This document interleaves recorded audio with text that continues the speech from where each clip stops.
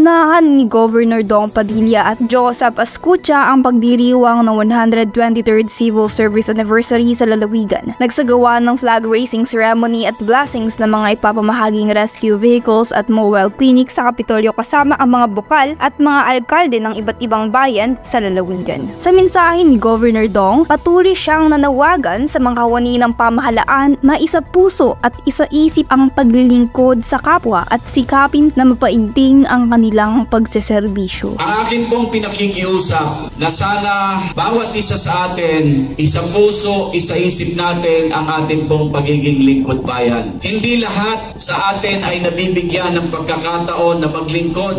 Kaya sa pamamagitan ng pagkakataon na tayo ay nabigyan ng tsansa na maging lingkod bayan, sana po ito ay ating isa puso, isa isip dahil meron pong kasabihan. Isang beses lang tayong dadaan sa buhay na ito. Gawin na natin kung ano yung tama, gawin na natin kung ano ang kaya nating gawin, lalong-lalo na sa paglilingkod sa ating lingkod, ating pong mga kapwa-tao. Kaugnay sa pamamahagi ng mga rescue vehicles ay nanawagan at nakiusap din ang gobernador sa mga barangay na tatanggap ng naturang mga sasakyan na ito'y gamitin sa pangangailangan ng ating mga mamamayan at huwag sa politika at alagaan ng mga ito sapagkat sila lamang din ang makikinabang dito.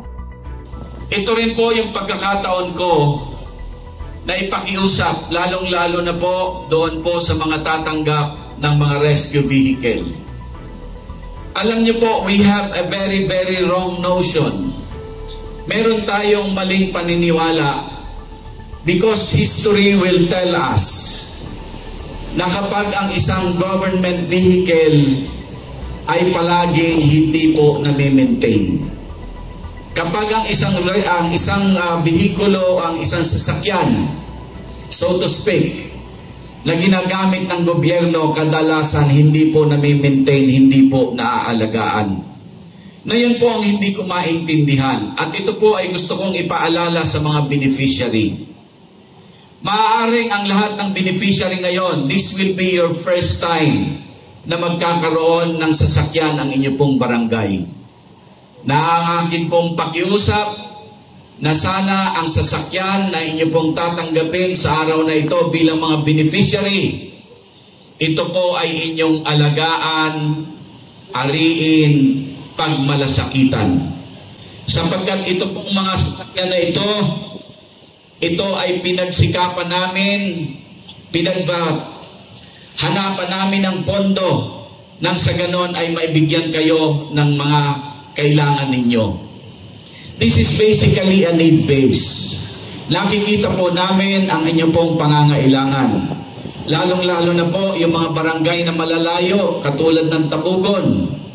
Kaya po yung Tabugon, yung Langga, yung Ginatungan, yung pong Maisog, you were identified not for anything, not for politics.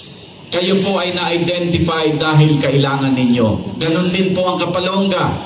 Sa layo ng inyong lugar papunta dito sa sentro, sa Daet, kailangan nyo po na sasakyan. Lalong-lalo na po sa panahon ng emergency.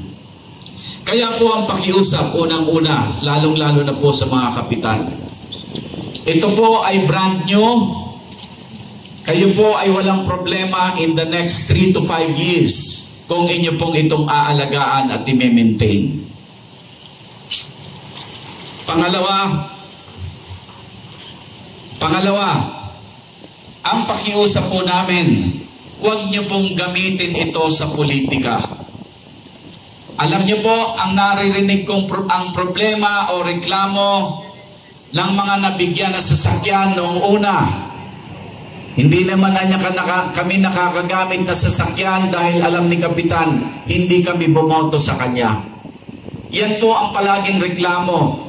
Kaya po, mahal ko po mga Kapitan, ang sasakyan na ito ay hindi pag-aari ni Dong, hindi pag-aari ni Joseph, lalong hindi pag-aari ni Kapitan. Ito po ay pag-aari ng taong bayan na dapat maglingkod sa bawat mamamayan regardless of their political inclination. Sa dakong hapon naman ay nagkaroon ng Unity Parade na dinaluhan ng iba't ibang bayan sa lalawigan. Pinangunahan ng gobernador at vice-gobernador ang parada na umikot sa kabuuan ng bayan ng Daet. Para sa Totoo, Balitang Banwaan, Rona Vega, MBTV News.